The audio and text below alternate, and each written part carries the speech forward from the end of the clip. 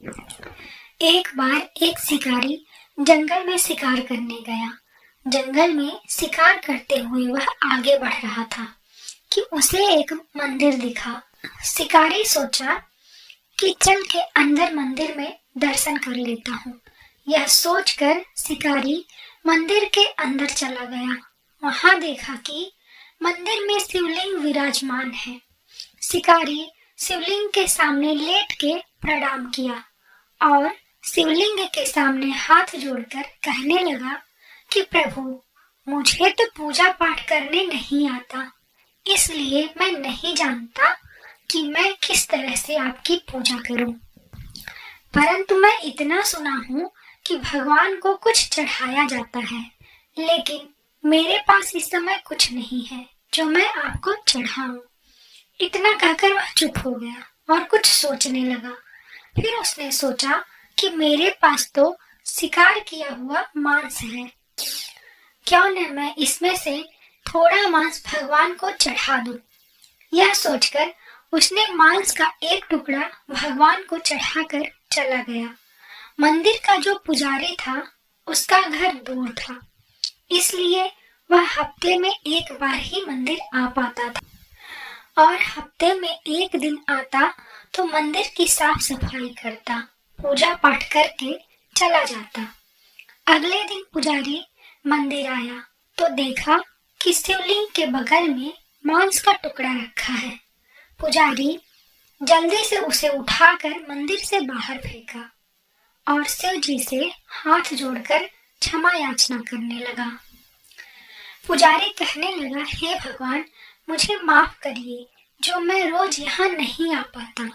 जरूर किसी जानवर ने यहाँ अपना भोजन करके बचा हुआ मांस का टुकड़ा छोड़ दिया होगा।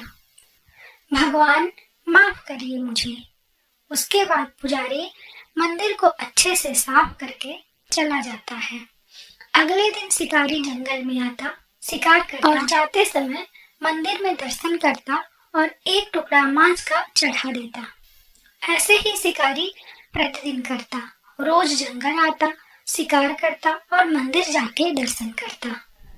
भगवान से घंटों बैठकर अपने दिल की बात कहता और मांस का टुकड़ा चढ़ाकर चला जाता।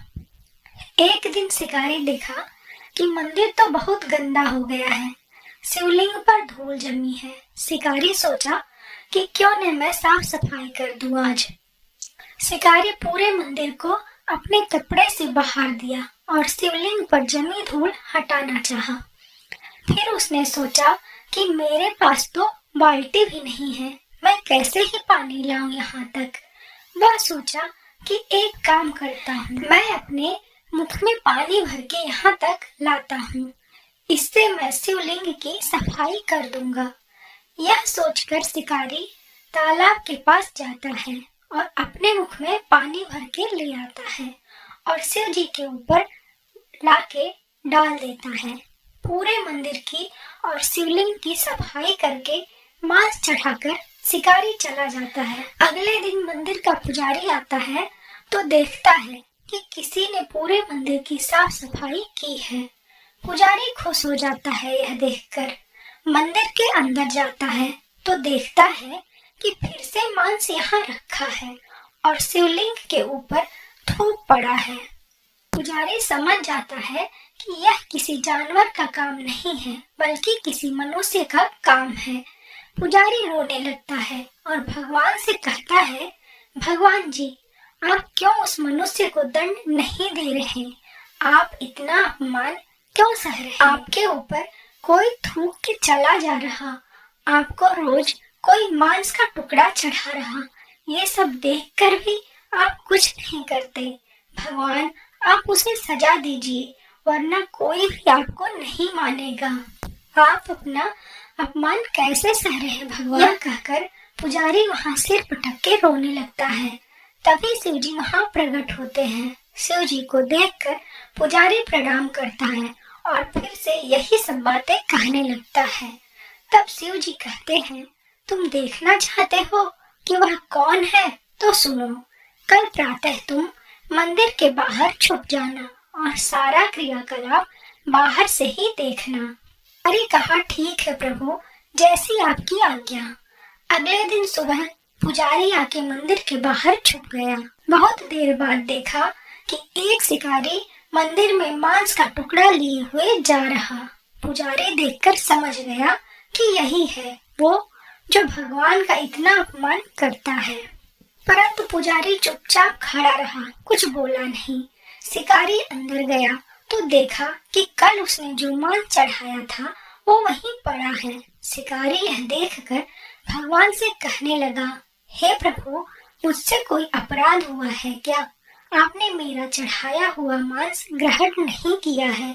क्या हुआ प्रभु, मुझसे कौन सा अपराध हुआ? शिकारी बहुत चिंतित हो गया।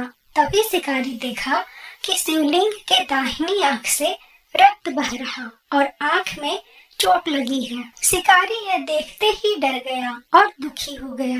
कहने लगा, भगवान, आपके आंख में चोट लग गई है, इसीलिए आप मेरा चढ़ाया हुआ प्रसाद ग्रहण नहीं किए हैं।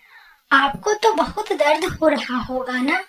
मैं अभी आपके लिए जड़ी बूटी लाता हूँ।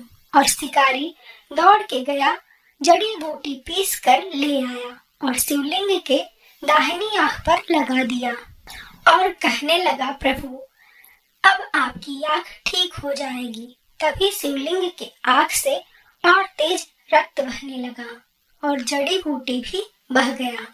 शिकारी यह देखकर बहुत दुखी था। उसे समझ नहीं आ रहा था कि वह कैसे भगवान शिव की आंख ठीक करे। पंडित यह सब बाहर से छुपकर देख रहा था। तभी शिकारी सोचा, क्यों न मैं अपनी दाहिनी आंख भगवान को लगा दूं। यह सोचकर शिकारी एक चाकू लिया और अपनी दाहिनी आंख निकालकर शिवलिंग के दाहिनी आंख पे चिपका दिया। शिकारी के आंख चिपकाते ही रक्त बहना बंद हो गया। यह देखकर शिकारी ने राहत की सांस ली। तभी देखते ही देखते शिवलिंग की दूसरी आंख से भी रक्त बहने लगा। शिकारी यह देखा तो सोचा कि मैं अपनी दूसरी आंख भी अगर शिवलिंग पर चिपका दूं तो रक्त बहना बंद हो जाएगा और शिव जी की आंख ठीक हो जाएगी। यह सोचकर उसने अपनी दूसरी आंख भी निकालने के लिए चला। फिर उसने सोचा, लेकिन अगर वह दूसरी आंख भी निकाल देगा तो उसे दिखेगा ही नहीं, तो उसको पता कैसे चलेगा कि आंख कहाँ लगानी है। तभी वह सोचा कि जहाँ पे आंख लगानी है वहीं पे पैर रख लेता हूँ, इससे मुझे पता रहेगा कि आंख कहाँ चिपकानी है। यह सोचकर उसने शिवलिंग पर अपना पैर रखकर आंख निकालने के लिए जैसे ही तत्पर हुआ, तभी शिव जी वहां प्रकट हो गए और उन्होंने शिकारी को रोक दिया। शिकारी शिव जी को अपने सामने देखकर बहुत खुश हुआ और उससे रहा नहीं गया। वह आके शिव जी के चरणों में गिर गया। यह सब बाहर से देख रहा पुजारी दौड़ते हुए अंदर आया। शिव जी ने कहा, पुजारी देखो, यह है मेरा भक्त कनप्पा नायनार। कनप्पा मतलब आंखें अर्पित करने वाला और नायनार मतलब शिव भक्त। उसके बाद शिव जी ने शिकारी की आंखें फिर से सही कर दी। यह सब देखकर शिकारी शिव जी के चरणों में गिरकर रोने लगा। कहने लगा, प्रभु, आपने मुझे दर्शन देकर धन्य कर दिया और मेरा नया नाम देकर मुझे उद्धार कर दिया प्रभु। तो दोस्तों, ये कहानी कैसी लगी कमेंट में जरूर बताएं। और यह कहानी एक सच्ची कहानी है, पौराणिक कथाओं के आधार पर।